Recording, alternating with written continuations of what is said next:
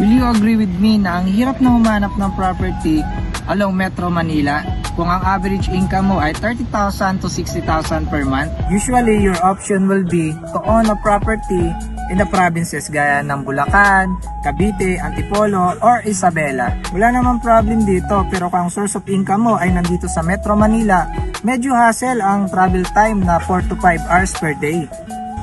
Not to mention na mas hassle ang public transportation dito sa Metro Manila.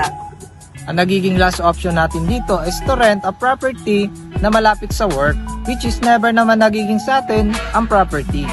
If you're working near Ortigas, BGC, or QC, may good news ako sa'yo. Alam mo bang may affordable na residential condo ngayon na 10,000 lang ang down payment at ready for occupancy na?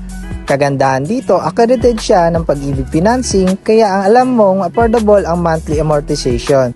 Kung kumikita ka ng 60k a month kaya naman may partner ka or family member na pwede mo maging co-borrower, pwede ka nang makakuha ng property dito. Walking distance lang ito sa SM at sa National University. Meron din MRT4 na tinatayo malapit dito, 400 meters away lang, so if ever ma-relocate ka ng work in the future, easily convertible ito into rental business. If you want to learn more about this project, send me a message para matulungan kita.